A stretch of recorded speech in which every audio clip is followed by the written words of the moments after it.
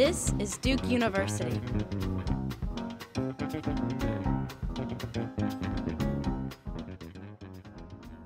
Good evening. My name is Sterling Wilder, and I'm a member of the class of 1983 and the Director of Alumni Affairs.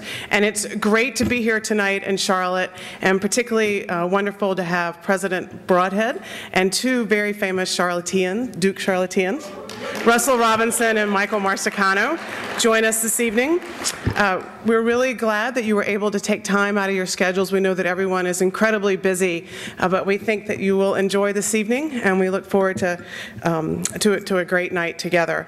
And I also want to thank our volunteers who are working at the desk out front and help with this event tonight and help in so many ways in Charlotte. It really is great to have such a great crew. For those of you coming in, we do have rooms in the front. I'm determined that I'm not going to be in the front by myself when I step down. So, we're also pleased tonight to have Cindy Broadhead join us on the front row, dutifully sitting. Thank you. And also Richard Riddell, who is Vice President and University Secretary, over there. Bob Shepard, Vice President for Alumni Development. In the back, my boss. Wait. And also, we have a lot of special volunteers here, but my volunteer boss, Ann Pelham, class of 74, who's the president of the Alumni Association, is also here tonight. And she lives in DC, so it's really great to have her here. So, it's the Duke idea. You've seen the banners, you've seen the invitations, you probably have been to the website and studied all the previous events. I know you haven't. It's all right. It's okay. I actually haven't seen the repeats of them, but I've been to every one of them, so I can tell you a little bit about them, and hopefully you'll get the excitement and then go look at all the ones that we've had done before. Except skip the front part, because this is what you get every time is me at the front, so you want to go to the meat. So this is the beginning of our second year of the Duke Idea, and it's our we're calling it our tour, and it's an international tour, which is exciting to be able to say, and you'll see why in just a little bit. But we've really been looking forward to this event this evening. It's our first one of this year, but most importantly, it's also our only one in North Carolina, and it's so important for us to be here, so we really have been looking forward to this, and we were delighted that the Ritz would open up for us to be here so we could have our big event here, so good. And they have said that we're the first big event, so that is exciting. So this is, as I've mentioned, the 10th in a series of events. Began last November in Boston, and in Boston we showcased Blair Shepard, who, as you know, is the Dean of the Fuqua School of Business. And then in Dallas, in January we were in Dallas with Sandy Williams, who was Duke's Medicine senior Vice Chancellor, and he's leader of Duke's international efforts. In February, we were with Victor Zhao, who's chair of our health system in Fort Lauderdale. In March, we were in New York with other alums. The only other time we've done alums until this evening, we had Judy Woodruff, class of 68, and John Harwood, class of 78, noted journalists who did a session with President Broadhead on politics and the media, and it was great. And then in April, we were in Seattle and San Francisco with Mike Merson, who is the director of Duke's Global Health Institute. In April, we were in Nashville with Greg Jones, who's dean of our Divinity School. In May, we were in Chicago with David Levy, dean of the law school, and then we wrapped up again in London, our international, with Blair Shepard again, dean of Fuqua School of Business. So that gives you a little bit of the breadth and depth of the speakers that we've had. And again, this year we're here first in Charlotte, and then we will be in DC, and then Philadelphia and LA, and that will wrap up our Duke Idea series.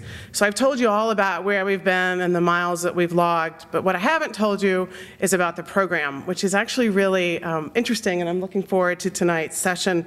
So tonight, it's our event. This event, the Duke Idea, offers a little bit of a different spin on our traditional alumni event, and the purpose of this is to bring the excitement of Duke directly to you, our alumni and parents. And we want you to be able to hear firsthand from deans and senior administrators and faculty about the new and innovative programs that they're working on and their numerous successes. And as you may know, one of Duke's priorities as a university is knowledge and service to society, and you're about to hear a conversation, unrehearsed, between President Broadhead, Russell Robinson, and Mike Marsicano. And these two alums embody service at the very core of their beings, as we all know. And from their conversation, we hope that you will gain insight into their thoughts and comments on the specific program tonight, which is not-for-profits, past, present, and future challenges, but also learn more about what Duke is doing to prepare and educate our students to become the next generation of those who contribute to society and understand the importance of service in one's life and work. And I know you'll have questions and comments for all of our speakers, and we'll ask that you'll hold that to the end of the program, and also at that time we'll be able to resume the reception with dessert and continuing on, visiting with each other and also the other Duke staff who are here from Durham today. As you know, we are taping this, as I pointed out, so please make sure you turn off your cell phones and any kind of pagers, because when we were in California one time, we did have a really violent reaction with that, and it's very screeching and loud, and you don't want to hear that. So please do that. So in a few minutes, I really am going to get to the program, I promise, but I wanted to say a little bit about you, our terrific alumni and parents in Charlotte. As you may know, we have 123 students, undergraduates, that come to Duke from the Charlotte area, and we have over 4,300 alumni and parents in the area as well. And your involvement with and commitment to Duke are incredibly important. How do you engage? So many, almost everybody in the room, it's just amazing, are volunteers for reunions, you're at work as admissions volunteers, you serve as trustees, you're on the board of visitors, you attend club events, you go to campus for weekends, you attend reunions, you read the Duke magazine, you talk to an old friend on the phone. There are so many ways that you engage. And I have to put a little plug in. So the Alumni Association is launching a program called Duke Alums Engage as a test this fall. And the October 31st will be the launch in Charlotte. And hopefully you've heard about it, but if not, Margaret Andrews and Steve Breckenridge, who are here, can tell you a little bit more about it. And it'll be a project with Crisis Assistance Ministries. And so check on that later. So October 31st, Halloween, you can't forget it. So all these points of engagement are incredibly important. And our job at the Alumni Association is to make sure that you sustain your engagement with Duke, that we provide diverse ways for you to be involved. So Duke Alums Engage is one, we have game watchings. They're all different ways to appeal to you, whether you're young or you're older like me, or you're an undergraduate alum or you're a graduate alum. It's our job to make sure that we provide a lot of different ways for that impact. And then we want to make sure that your experience is enjoyable and it's meaningful in your life. And so we have a lot of jobs, but those are three key things that we think about. And it's your alumni association, and we want to keep making it better, so let us know. And Dick Broadhead always laughs and makes fun I say it, but our tagline is Forever Duke. And it is really about Forever Duke and a lifetime of commitment. So, and we have pins that, of course, say Forever Duke. So that's it. My advertisement's done. I'm really going to get to you guys now, I promise, I promise. So it is my honor to introduce Dick Broadhead. And since becoming Duke's 9th president in 2004, President Broadhead has ushered in a new era of expansion, investment, and altruism at Duke. From the creation of the Duke Global Health Institute and the successful completion of the Financial Aid Initiative, to the launch of our civic service program, Duke Engage, President Broadhead has been a true leader for our university. And if you've ever seen him interact with our students, you'll understand why they love him so. He is cheering at basketball games. He's dancing at the homecoming dance. You can ask him about that later. He goes to dorm events and plays. He's everywhere. And if you see a large group of students gathered on campus, he's usually in the middle, and they all want their picture taken with him. And we are very fortunate that he's very photogenic. Dick Broadhead.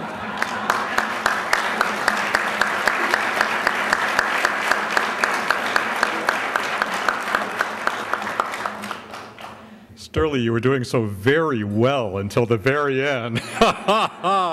As for my homecoming dance, it is true that I am the host of a dance and 3,000 people came to it, but I don't like my own dancing to be reported on in any extensive way. Let me thank you all for coming. What a wonderful gathering of the Klan, and what a lovely place to have the Klan gather.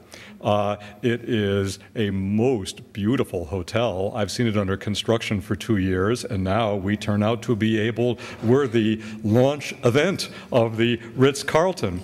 And you know what is really strange? A hotel that is so beautiful and contemporary in every way turns out to have one Gothic window in it. And although Duke is not in Charlotte, outside this window you can see the West Campus of Duke University. So I thank the magic. This is a simulation of my office. In my office we have conversations, and in a few minutes I'll have a conversation with some other currently unidentified gentlemen up here. I'm just going to say, Sterling told you, we've been going around. It's been very fun. There have been very large gatherings of Dukies in the major cities of this country. And instead of me preaching, we've been taking and showing off the depth and power of intelligence that's associated with the university. We've had university leaders in health, environment, and so on. And we've also had alums, actually in more than one city, because in the middle of the financial meltdown, Bill Gross did the event in Orange County where everybody practically asked him for personal investment advice, but there we were. And today is, it's going to be my huge honor in a few minutes to introduce to you two people who are the kind of alums that a university can be so extraordinarily proud of, and you know them because they're the kind of citizens that make a city work. I will not name them still for a little while. Here's the plot of tonight. I'm going to talk for 5-10 minutes about what's new from Duke. Then, by a delicate segue, I'm going to introduce these two unnamed gentlemen, and then I'm going to sit in the middle of them, and I'm going to ask them some questions. And I figure these are the kind of questions you would ask, and so just for efficiency, I'll do it. And then after that, after I learn the answers to all the questions I wondered, and then I'll ask you to ask some questions, and then we'll talk a little, and then we'll go eat some more. Let me just say a few things. We're still pretty near the beginning of the year, and I would want to say quite a number of people here have kids in the entering class, but if you don't, this has been a quite marvelous year at Duke. It has been a year of incredible energy and sort of positive vibrations on campus. For me, probably my favorite day of the entire year is the day that 1,700 station wagons and SUVs pull up, and families are amazed to find that instead of carrying their children's belongings in, all kinds of grinning sophomores and juniors descend on them like ants at a picnic and empty the car with a great sucking sound, and life begins. And our students learn a good lesson that way. They learn that Duke is a friendly place, and they learn that the next year they can be the agents of hospitality because the first year they were the recipients of it.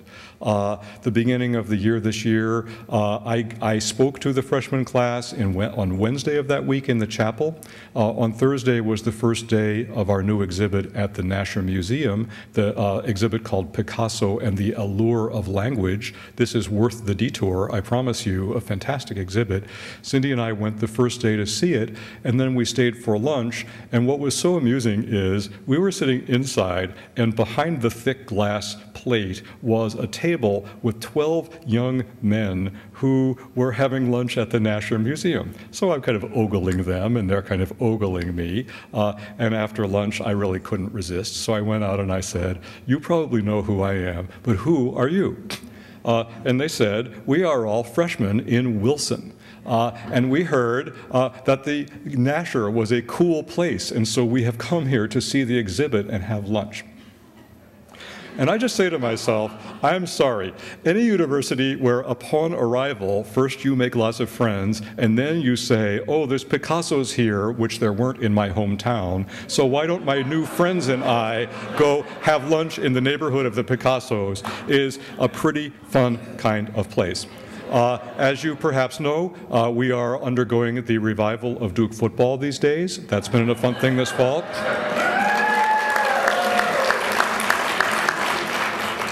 I went to West Point. I don't like seeing the United States military defeated, but I make an exception for that day.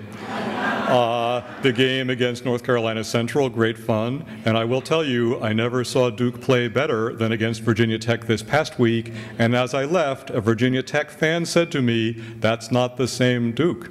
And I thought to myself, you have no idea. But The football games have reminded me of the fun one weekend when we took a walk to the garden. We were walking back toward our house, and there was a group of young people, and so our steps kind of fell in with each other. And so we kind of smiled, and I said, "You look like you're doing something semi-official. What is it?" And they were going to be a touch football team. Well, you know, we had 200 intramural teams in addition to all our varsity ones playing this fall. But you know, what's so fun is to know the same person who went to the Picasso probably plays intramural football, and the same person who plays intramural football is probably going to go to the Picasso. You don't want a university where only Picasso people go to Picasso and only football people go to football. The whole point is you go to exercise all the muscle groups, and that's what it seems to me you have going on there. And I'll just throw out one last beginning of the year thing. Of all the things that have struck me this fall, none made a deeper impression than the announcement. Do you know this agency called DARPA? It's the sort of Army Defense Fund that invests in super extraordinary new technology in hope that it will have first a military and eventually a civilian application. One of their most famous things they invested in became the internet, so you get the idea. Well, they have just given a $20 million grant to Duke for the following proposition, that you can do genomic screening to find out who is about to have flu 5 days from now, who is showing no symptoms of it now. This is a matter of great interest to the Army, because if you send, say, 20,000 people off somewhere, and the day they're supposed to go into combat, they all get sick instead, it would have been nice to know that in advance. But how in the heck are you supposed to know who's going to be the one? Well, it turns out that the human genome shows marks not only of your heredity, but also of every biological change, if you can look subtly enough. So our biologists, our molecular biologists, working with our engineers, Duke engineers, found a sensor that can detect very, very quickly the changes in the genome that indicate you are about to have an outburst of flu, have been funded to work collaboratively, and nowhere else but at Duke would you find medical people and engineers working so closely together. What I find fun about this project is you see right away it's a very subtle scientific project that has a very obvious human impact if you can solve the problem. And so here you have our top faculty members working on it, but I'm telling you, I could tell you the names. We have Duke students working in the lab of every one of those faculty members, and they needed a control group to do their studies on, a group of people who, like members of the armed forces, are relative strangers who live in very dense concentrations with each other. All right, so Duke Genomic Science and Duke Engineering and the freshmen on the Duke East campus have come together to protect this device. I mean, I'm sorry, if you don't like that kind of thing, there's nothing I can say to you. So as I say, it has been a fun year. I will be frank to say to you that the economic downturn has had some effect on Duke. You live at a place that has been touched by it as well, and so you'd be surprised if I told you otherwise. We get the benefit of our investments and philanthropy through our endowment, and our endowment is unfortunately down instead of up. And this means, as we have announced, that over the course of a 3-year period, we will be walking the university budget back to a smaller number, and a not trivially smaller number. But for all that, the university budget grew at 9% for 6 years in a row. And so if you can't figure out how to go on a little bit of a diet after that, then I would say shame on you. So we are just engaging in this as a real-world project one must be good at. And I spent the summer preparing to try to speak to my administrative colleagues about the great danger of a time like this in a university. In my experience, the second year of a downturn is worse in a university than the first year. First, because the financial effects have a belated effect on you. And second of all, because in the first year, everybody's heroic, but in the second year, they're sick of it. And so I just thought, you know, what's the worst thing that could happen in a university? You still have to save money, you still have to reduce your budget, but everybody has grown grumpy and uncooperative, and everybody's given up a little, and therefore they feel eternally entitled to whatever remains for them. This is, I promise you, a very real-world scenario in a university, and it can produce a sense of stagnation and sort of status quo in a bad sense mentality that takes a long time to overcome. But I must say, I congratulated myself on my eloquence in describing this danger, only to discover that people at Duke just didn't see it that way. And here, I would tell you, you want to think back to these things. When did Duke move to Durham? It was in 1894, in other words, right after the Panic of 1893. When did the chapel open? It opened the same year as the Roosevelt Bank holiday. That's to say, Duke does not have a tradition of regarding economic downturns as throwing it into the ice age. You might hope the opposite, that the university has something of a tradition of regarding challenges as challenges to your ingenuity, challenges to your innovativeness, challenges to your ability to use what resources you have to fulfill your mission in as good or better a way as you were able to in the fat years. And so I would just say, as I look around the university this year, so far from seeing it as a period of stagnation, I see it as a time of almost amazing development on campus. If you went to our business school, we have a new degree. It's called the MMS, Master of Management Science. The idea is we don't want undergraduates to do business instead of a liberal arts education, which is the great foundation of later life, nor do we want to give them an MBA. They haven't had the experience, and so you can't really put them in that. So our business school devised a program, a post-baccalaureate business program. After your BA for a year, you do things that give you a sense of the foundations of business skills and therefore make you more marketable without aborting the value of the large liberal education that came before that. Only at Duke could such a program happen on the following timetable. This program was first visualized by anybody in December of last year. It was approved by the faculty in March, and we had 100 students start that program in the August of this year. That's a place that has some sense of how you respond to a challenge. I am back what day is it? All right, I've been back now for almost a week. I went to Singapore last week, you in Singapore all in 1 week, because Duke Medical School has partnered with the university in Singapore to open what has now already become one of the leading medical schools in Asia at a time when Asia is such an emerging force in the world. We want to be present there and educating top talent, and already we have people there doing leading research. It's a place where emerging viruses in the world emerge. So we're there doing that kind of work. So that's a new another innovation.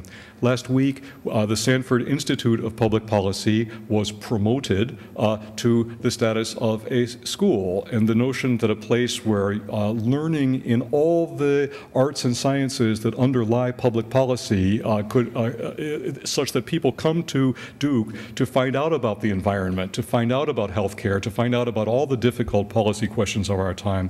What a satisfaction to me. And I'll just give one last example, which is if you know the city of Durham well, you will know a place called Holton Street, and there is something called the Holton Street School. If you don't know it well, you will not know this place, because I'll tell you, it's about a mile east of downtown Durham. This is a very, very distressed neighborhood that used to have a gigantic, extremely dilapidated school at the center of it. Duke was asked if we would put a neighborhood health clinic in there. I remember it was my first year as president, we were asked, and it was very hard to figure out how could you say yes. How could you fill 9 rooms of an enormous decrepit building with people with no security, no neighbors around, the roof falling down, all kinds of things. Between them and now, cooperation by the county of Durham, the city of Durham, Durham Tech, our excellent community college, and Duke University have brought that building back. It is a fantastic building, and when you go in there now, there is exercise space for senior citizens, there's child care, there are vocational training classes, and anchoring it all at the middle is a neighborhood health clinic, and that's something else we've done at this time, is to help bring our city back. But not just that. When people in Washington call Duke for advice on health care, they don't call to ask if a private plan or a public plan is better. I frankly don't know the answer to that question. But we have something to offer them, which is, why is American health care so expensive? It's because people are said to not have health care, and therefore they get really, really sick and come to your emergency room where actually you do take care of them and you are required to take care of them. Wouldn't it be both cheaper and more sensible to have health care be part of the fabric of everyday life of people's neighborhoods, so that when you walk down the street, you see the place where you could take your child or go if you're pregnant or something of that sort. Duke has been regarded as a pioneer in trying to bring new models of health care that make it more of the fabric of everyday life and more economical, not because it's cheaper, but because it's more sensible. So these are all, for me, examples of good things going on. When you come to Duke, if you talk to the deans of the Duke schools, what you will principally feel, let me tell it to you this way. I went to a meeting in Washington not long ago, and Larry Summers, whose name you may have heard of, who is now a major economic advisor and used to be a university leader, said to an audience of university presidents, "I hope you're not teaching people the same way that got us into all this trouble in the first place." Not being impolite, I did not say you have a lot of nerve, but I did think with some satisfaction about Duke, because if you come to the Duke Business School, we are in the middle of creating the new global MBA program that'll train people to be international or cross-cultural business people. You will find an environment school that's training people not just for the not-for-profit sector, but also for the for-profit sector, which is, of course, the place where many crucial environmental decisions are made. You will find a divinity school that's trying to figure out how can it reach out to people who can't take 2 years off full-time and come to school by means of its distance learning courses.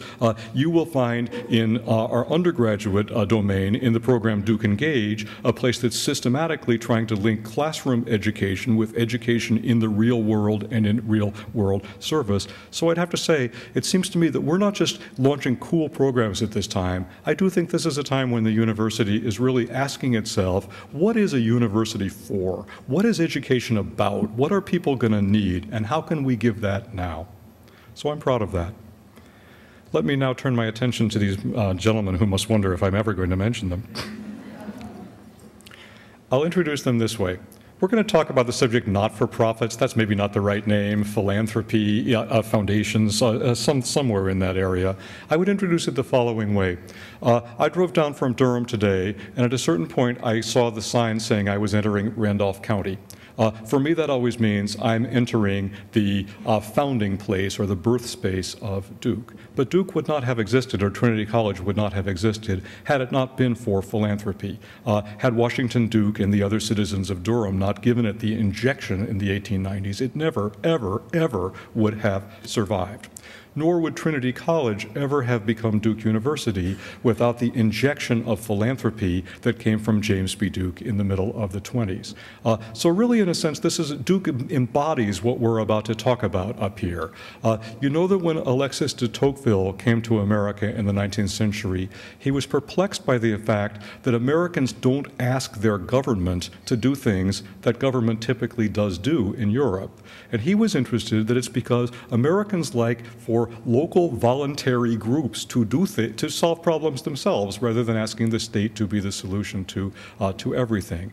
And you know how much this is true about private philanthropy in this country. This is a country that allows individuals to accumulate significant private wealth, but partly for the reason that it looks to private accumulations of private wealth to turn its attention to the public good, and now in our time in increasingly unforeseen ways. Whoever saw that school reform would be led by the great foundations of America? Whoever saw that global health would be led by the great foundations, the way it is, for instance, by the Gates Foundation or others? And so this is, I have asked two experts in this field to come sit with me and just muse on the subject of private wealth and the public good, how that kind of success is turned to account at the level of philanthropy and its investments.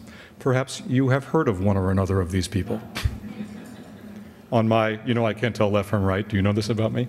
On my left, is that right? Is that my left? Okay, that guy over there is Russell Robinson. Perhaps you know he started his education at Princeton, but then segued to Duke, where he took his law degree. He joined a law firm, but that was only a beginning. Then he founded a law firm. I know it has a real name, but I've only ever heard it called the Robinson Firm. Then he wrote a book, the standard treatise on corporate law in the state of North Carolina, but I mostly hear it called the Robinson book. And you know, I don't really care if you founded the firm and if you wrote the book. Everyone who knows you knows those will only begin to indicate what is so remarkable about you, the qualities of judgment and the qualities of integrity that you have exemplified in the whole of your career. In a later chapter of Russell's career, he became the head of the Duke Endowment with a capital T, the separate fellow, the sibling foundation of James B. Duke, located in Charlotte. This is one of the largest foundations in America, and I believe the largest that is focused on a geographical area, namely the Carolinas, where it promotes a variety of good causes, among them the well-being of Duke University. You heard that while I was president, we raised $300 million for financial aid. That was only possible because of the challenge grant from the Duke Endowment under Russell's leadership. I mentioned a minute ago the program Duke Engage. That was co-endowed by Melinda Gates and by the Duke Endowment under Russell's leadership. The person on this side, this guy, is Michael Marsicano.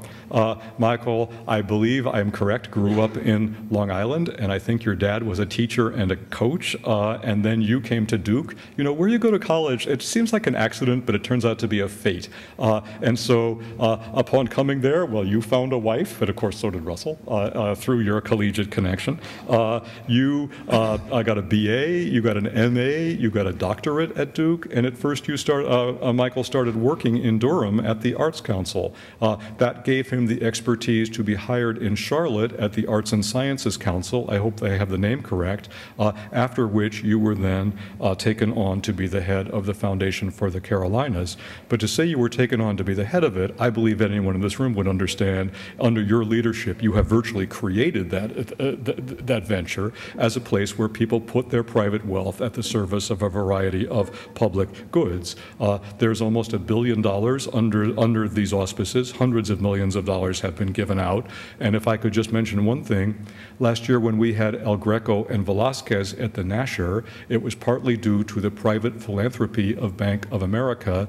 And I believe if anybody said, I wonder how the Durham Museum got that money from the Bank of America, it may or may not be that Michael had anything to do with that. Would you please join me in welcoming these two gentlemen, and I will.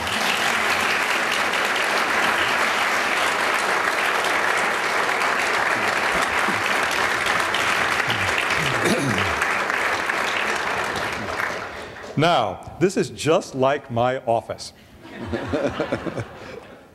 except that I'm going to have to swivel my head from side to side. I just want to ask some questions about this general area that I have gestured at, but let me ask you maybe one to warm you up. You know, I'm an educator, and I began by talking about people dropping kids off in college. And of course, the whole point is they come to prepare for later life, but they have no idea what that life will be, or they don't have much idea. When you were a student at Duke, how far ahead could you see? And look, the person I just introduced, right? You know that person? That's the Russell Robinson of today. How far could you see toward that at the time you were a student? Well, that reminds me of a Peanuts cartoon where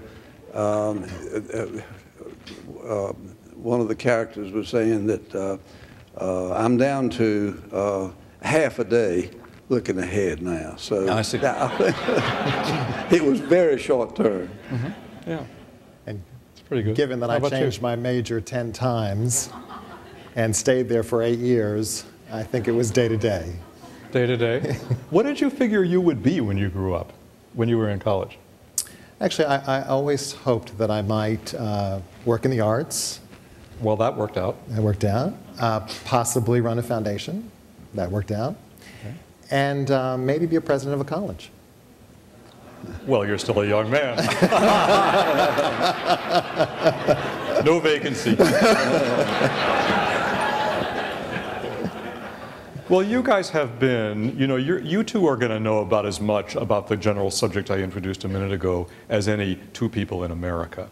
And I would be interested in asking you both, I think the question I most want to know the answer to, so I'll probably ask it over and over again, is this. If you've been in the business of helping people spend their money to try to accomplish good things in the world, you're going to have learned that actually foundations and philanthropy are better for some things than for others. There's certain problems they actually help with, and there's problems they're less good at. What have you learned about that? What's private philanthropy really good for, and what's it less good for? Well, foundations. I know there's distinctions, but you have to help me. Well, it's well to restrict it to foundations. Okay, let's do that. Foundations need to continually answer that question, examine that question in order to justify their existence and privilege, because a foundation, there is a fundamental and permanent challenge to the very existence of foundations by the proposition that the dead hand of a James B. Duke, for example, shouldn't be allowed to take that much wealth out of circulation and commit it to the permanent control of, restricted control of a few imbecilic trustees, not answerable to anybody. And so that proposition has life and arises from time to time when there are abuses of that wealth, with the argument being that the government or private philanthropy, annual giving can do better. So foundations are challenged with that examination of what they do best. Well, I'm sure it's true, and I think anybody who thinks of the history of this country, which probably through the 70s went through a period of looking more to the government as solutions, and then since then looking more allowing private initiative to take solutions. What would you say? I mean, if you, as frank as you can be, of the many things you've tried to benefit in your time at your foundation, what would you say are the lessons about what kind of problems a foundation can be really helpful with, and what kind of problems a foundation isn't the right tool? The foundation is best suited to do those things that, to address those social, cultural, and sometimes economic causes that can't be adequately dealt with by government, which is answerable to the people, or the people themselves generally, for a number of reasons. Among such, for example, the need for sustained and long-term support of often deferred results, or the need for expert or experienced attention, or more important, the need to serve sometimes conflicting or unpopular causes that can't get the support of the politicians or the individual donors. And so I hear you be saying two things. One, foundations are good for taking things out of the short time frame, and good for taking things out of the political process, and of course the political process is a short time frame kind of thing. So they're also bellwether institutions. So if you look at what foundations and philanthropy has been funding recently compared to days ago, you see the environment and international causes have suddenly increased in interest. And I think foundations are nimble enough and thoughtful enough to be able to get ahead of issues and begin to pave the way for taking them to scale through other sources. Would you name one or two specifics? I'm not asking about the Foundation of the Carolinas, but nationally, where you think foundations have been able to give a leadership that, say, the political process couldn't? Well, I think on social justice issues in particular, foundations have invested a lot in social justice that have led to dramatic changes in public policy. Okay. Okay. Well, I mean, please. Let me give two examples from the Duke example. One of them, child abuse is normally a concern of and dealt with by DSS. That's right. We have got a program of studying the causes of child abuse that provides an intensity and specialized attention to it over a long period of time that the DSS could not do. Yeah.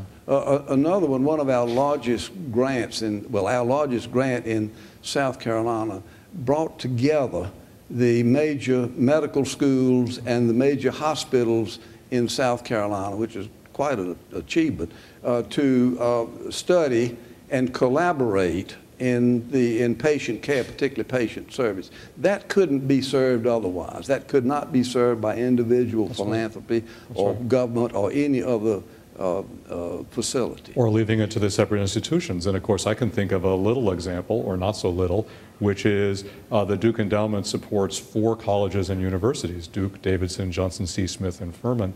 And you have convened them to think collectively about environmental sustainability on campus. So it isn't a matter of one school doing it and the other lagging behind, which is really quite...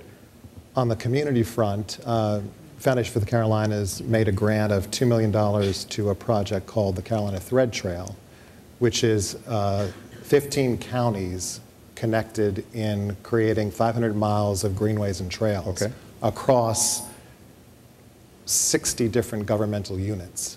That kind of collaboration and cooperation could not have happened from government without an external source getting in there with those multiple governments to bring it all together.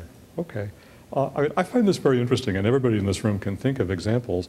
There are areas where foundations didn't used to have much input at all, like K through 12 education, which now foundations have really been driving change in that domain. Or, as I mentioned, global health. I mean, the problem of malaria worldwide did not used to be a foundation issue so much, but actually, if you think of all the money that went through government development agencies, the World Bank or whatever, it left a space for foundations. Okay, so I'm interested in the question, I'm not just asking the last year, do you think that the role of foundations is, obviously it's changed over time. How do you see it as changing in the next phase of the history? Well, I think the landscape is changing because of there's an increasing government involvement in our lives by reason of the ever-increasing complexity of life. And that is forcing the foundations to be more proactive and interactive among themselves to seek more aggressively, to seek effectiveness, efficiency, measured effectiveness in what they're doing. There's a higher standard that must be met now. I think a huge change for the future of foundations is going to be the level of giving that are going to flow into them. Right now, if you look at... Tell me more. I'll tell you. If you look at the philanthropic pie on an annual basis, today 11% of all gifts to charities flow into foundations first, and 45% of all estate gifts to charities are going to foundations. It's an amazing fact. So foundations are going to be increasingly influential in the charitable life and society in the future.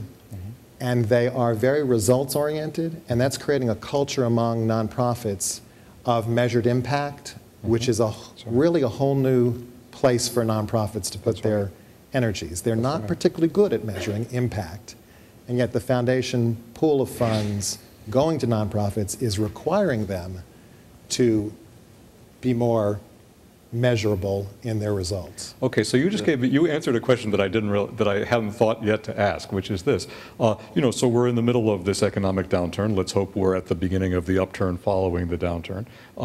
But something you might think if you read the news about Washington is that we're coming to a time where the public wants to reset things in terms of looking a little more to government for good or bad reasons as the solution to problems. But what you're saying is you're not seeing that long term at all. You're seeing the effect of wealth as beefing up the private foundation side. I do. I do think, though, the wealth that will flow into foundations will not be great enough to take everything to scale. Government will need to take a lot of the gems that come out of foundation grant making and help us take it to scale. Yeah. Well, foundations are in the position of, it's been well recognized that we've faced the greatest shift of wealth ever, and foundations such as yours are in an ideal position because of our tax laws as they are now, to benefit from that. Now, there's a difference, obviously, between the challenges of your foundation, which has funds coming in continually, and the Duke Endowment, for example, and other such foundations, which do not have new funds coming in. And the big challenge there is a matter of budgeting, a matter of achieving returns and budgeting to accomplish their purposes. Yeah. Okay, so here's another question, and this one I would really, truly love to know the answer to. If I said to you, all right, I've got a proposal and I'm coming to you, in effect the question I'm asking is, what does a person need who gets a grant from you to be successful? And if you ask them, they'll say, a large grant from you.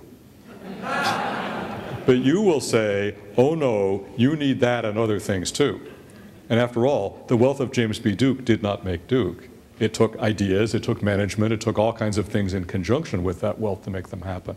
What would you say, what besides the check for you is the surest guarantor of success?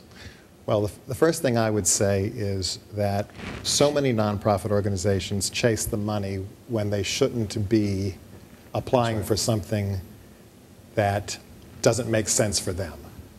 Right. That's okay. Assuming it makes sense for them. Our mission is grant proposals. That's right. Right. Assuming it makes sense for them, I think this issue of measurable impact. You've got to be able to show today that there is a result to the investment of the money. And this comes not only from the sophisticated grant-making programs of foundations, but it's also very much a social entrepreneurial concept that foundations and social entrepreneurs no longer want to give a person a fish. They no longer want to educate, teach them how to fish.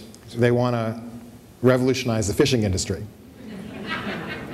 And that's a pretty tough call for a grantee to be able to get through that grant application. That's right. One of the standards that with limited funds, that is no more funds coming in, one of our great standards is that we want to leverage our grants by doing things that will set replicative examples. Okay. And that's another difference between what we do and what the government or all the smaller philanthropic efforts would do. Replicability is high on the scale now, but I don't know that 10 years ago, Russ, that was really what we were thinking about. Nor were metrics talked about much 10 years ago. That's right. No. Well, I mean, 10 years ago, I think it's scarcely a caricature to say the same people asked for things for the same purpose for which a great deal of money had been spent without much changing in some cases, right? And in my experience, foundations began to say, that's not so interesting to us. If you tell me you're going to improve the literacy in a school district, we'd like to come back and see that people actually have better skills a few years later. It's quite interesting because I'd have to say, from my point of view, the most interesting thing about the not-for-profit sector has been the way it has taken over the sort of tools of the for-profit world in the service of not-for-profit goals. And increasingly, we're having to take over the accountability issues. There have been... There's another aspect of that, though, the metrics of performance and the hope and expectation that you will achieve what you wanted. But the other part of that is that if you are too successful in that, you're not taking enough risk. You're not being venturesome or innovative enough. And where that line is, of course, is very difficult to determine. Good. Perfect. So someone should be able to show results, but if they can only show the result, then maybe the challenge was too weak. I mean, that's in effect what you're saying. I mean, I'm an educator, so of course this interests me because I believe that education is sometimes allowed to roll on from year to year without anybody asking very hard questions about what's being taught. But at the same time, when I ask you the questions, how much of your later life could you foresee, you know that education is only a partly efficient phenomenon. That the measurable results of it aren't what turn out to have the real lifelong benefits of it. Right. So you have to allow some mix of the two. I mean, it can't be too mechanistic. This leads me to ask another question.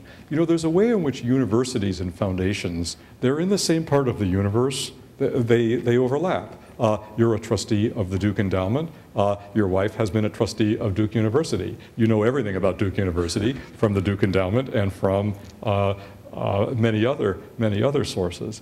You are currently a trustee of Duke University. And after all, universities are places that private philanthropy went into the purpose of trying to serve civic goals. But they're a little different because universities are long-term projects. Universities are older than foundations for the most part. How would you explain the relation of being a trustee or advisor to a university and a trustee and an advisor to a foundation? These are the extra credit questions.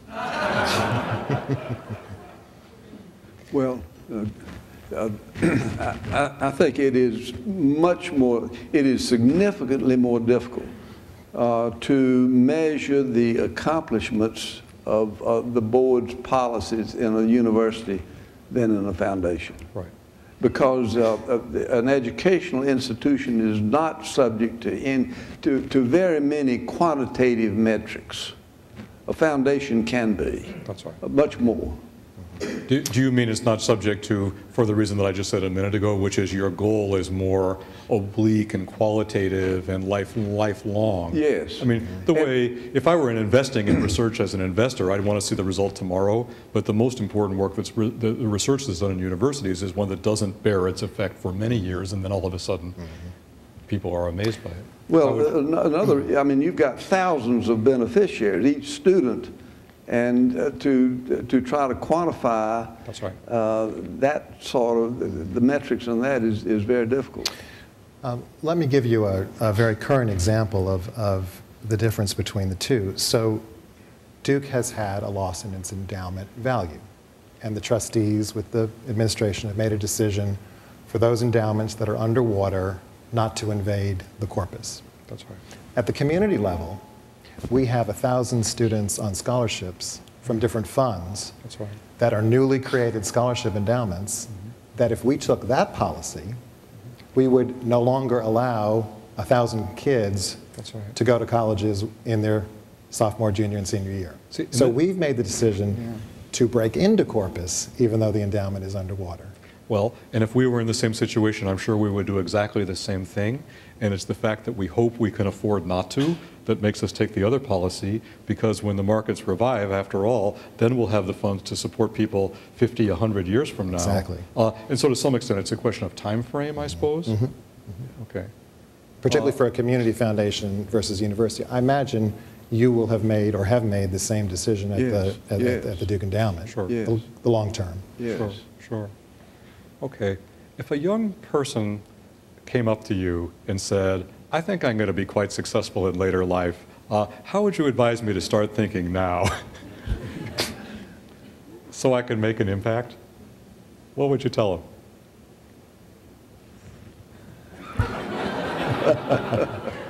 them? Well, but here's an interesting thing, okay? We're here under the auspices of James B. Duke. James B. Duke never went up to somebody when he was 17 years old and said, I think I'm going to be very successful.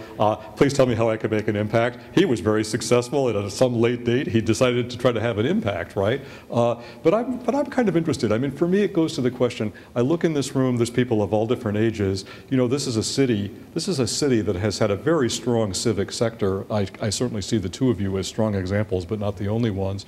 And so I could ask my question, the question I'm really asking myself is, where does a strong civic sector come from? How do you talk to people in their early life so that private success leads for people to seek the public good? The earlier young people can volunteer. Volunteer is the gateway to philanthropy. Volunteerism is the gateway to philanthropy. And what I just love about Duke Engage is we are graduating students that are having this rich volunteer experiences that are, the seeds are being sown for. Well, I mean, for me, in some sense, this is the question of questions, which is, it's partly a question of education. You can't teach classes in this. But, you know, we have people come to us who have the wherewithal to be so talented and so promising and so successful in so many ways. And in some sense, the conversation we're having here is about a culture that has decided, let's let people pursue private success on the thought that the public good will be better served than the other way. But that's not guaranteed to happen, as we very well know. And so to some extent, you really need to help people think about that as an aspiration. And maybe Duke Engage is certainly not the only example, Absolutely. but certainly is one. Are there some questions in this room for these guys? Here's one. Empirical evidence suggests that the millennial generation, those children born between Here comes a microphone to you.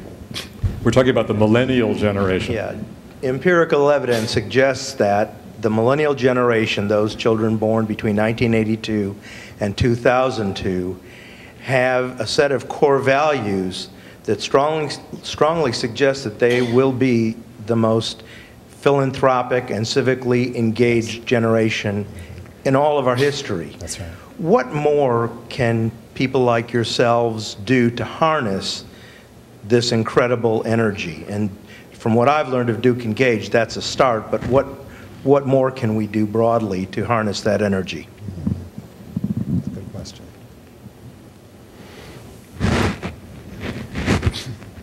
That's a very good question.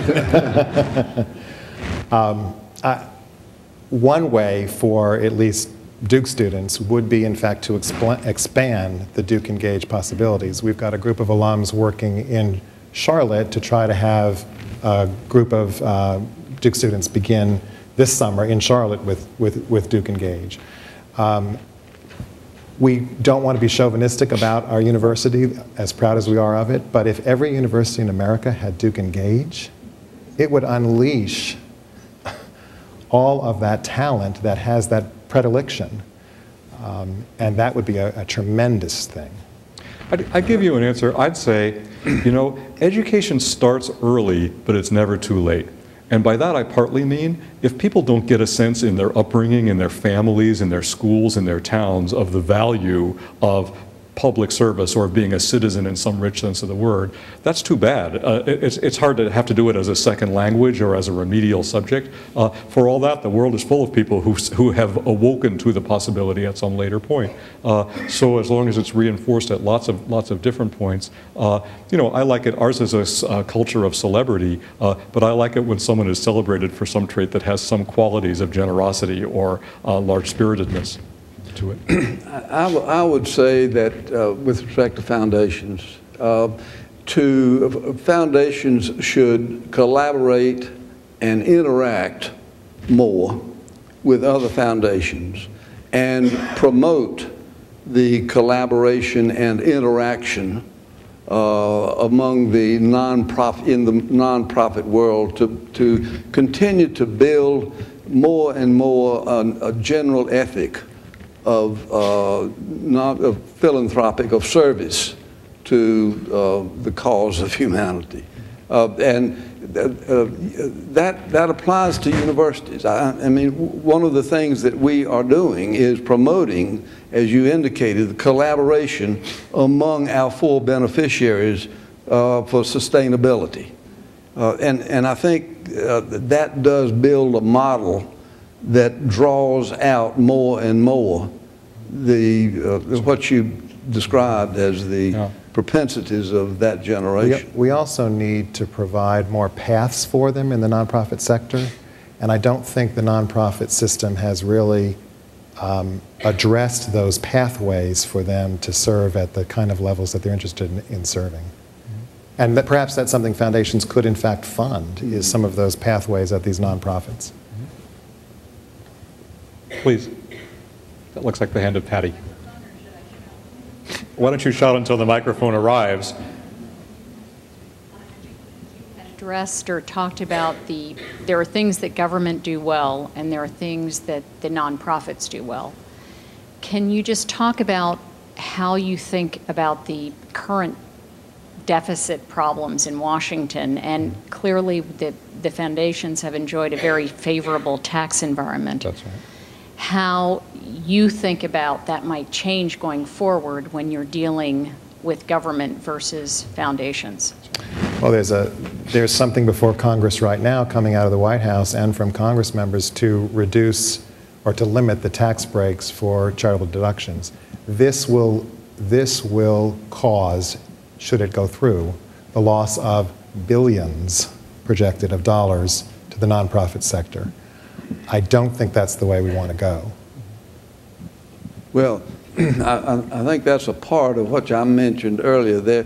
There is that ongoing threat of the minimization or elimination of private philanthropy on the assumption that the government is more answerable to the people, and for that reason, foundations have to be much more aware of their accountability and to avoid some of the mishaps that have occurred in that world. And this is really interesting. You may remember that when the health care bill was first put forward, or when the issue was first raised by the White House, the first proposal of how to fund it was by reducing the deductibility of the percent of deductibility of philanthropic gifts. That's still circulating. So it's quite interesting if you think about the trade-offs that are in question there. I believe that idea was alive for about 4 seconds after it was articulated. But of course, it shows a kind of deep cultural issue, which is to what extent do people believe in private self-interest eventually serving the public interest, or to what extent do they think it should be passed through the instrument of the state? I actually think that the success of foundations in showing they can do things that other people haven't been able to solve will be key to this this outcome. They're incredibly interesting issues. Please. Perfect segue to my question. I've seen over the years how in business technology transfer can take a long time for a new idea to be accepted. And Michael, you've mentioned, and you've all talked about foundations being the incubators for new ideas that maybe then the government can take it to scale as you described it. And I just wonder, historically, what's the track record on that? That's right. And on government taking to scale? Yes, or not even Taking over government, ideas but that anyone else originated. taking an idea and that's been incubated in a foundation and making it more widespread. Well, I think the most successful example is not actually the most recent example. It's the whole library system that we enjoy today. That was a philanthropic pursuit that was taken to scale by government.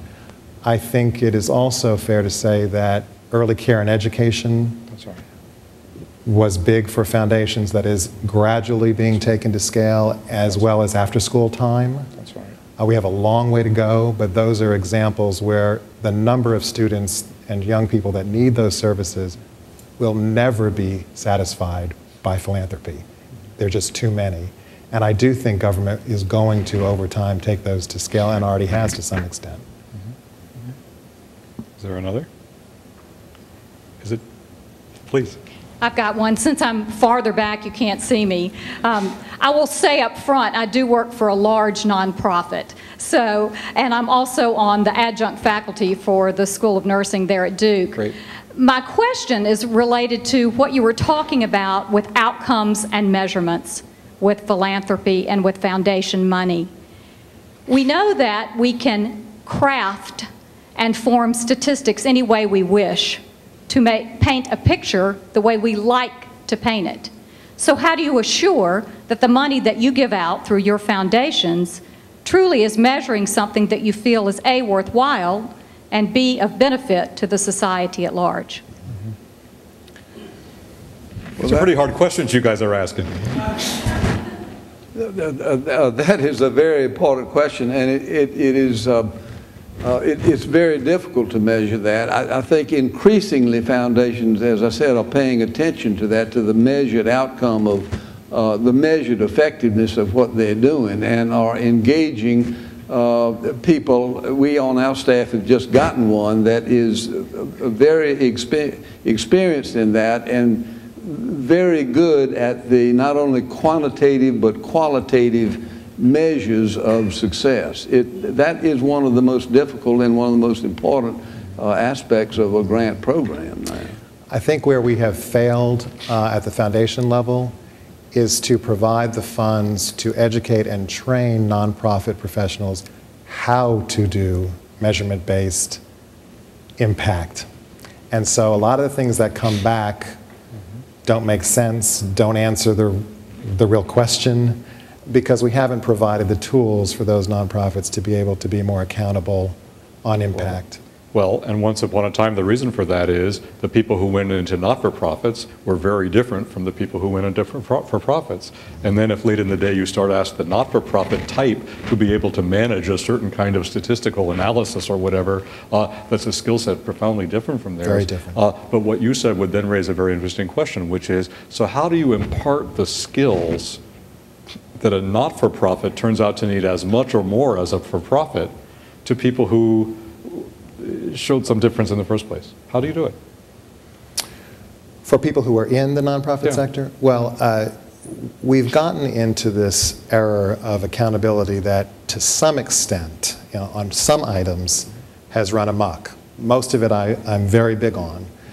We have so reduced the professional development budgets of most nonprofits in the name of service delivery, which is what we all want to pay for the kids who need after-school time, but without investing in professional development to be able to have folks learn these skill sets, we are really missing the boat, I think. Well, a great mistake is to try to bring over from the profit world into the nonprofit world the same methods, procedures, approach, attitude, because it is so substantially qualitative in the nonprofit world, and it's a matter of judgment growing as the experience develops. Well, this is for me a very interesting conversation because it's a chance for me, you understand the subliminal message of this event is to show off Duke University as a place that produces the likes of these guys, but more substantively, the questions we're talking about up here, these aren't showy questions. They're questions that are, to the extent that we entrust the solution of social problems in our time to agents like foundations, you have to figure out how are they going to figure out how to do that role in the most effective way. I think we are listening to people who are deep into this and who have brought heart and intelligence to it and are spearheading the venture. Neither of whom would claim that we're entirely there yet. That's probably a fair statement. But the fact that so many people would turn out for a conversation about the matter shows that there's a lot of people who understand that this is not just your business or your business, but in some sense all of our business. And so I'll say, why don't we break up now and let's go out and you can assail these two people as much as you like and have another drink and maybe some dessert. Please join me in thanking my colleagues. Produced by Duke University. Online at duke.edu.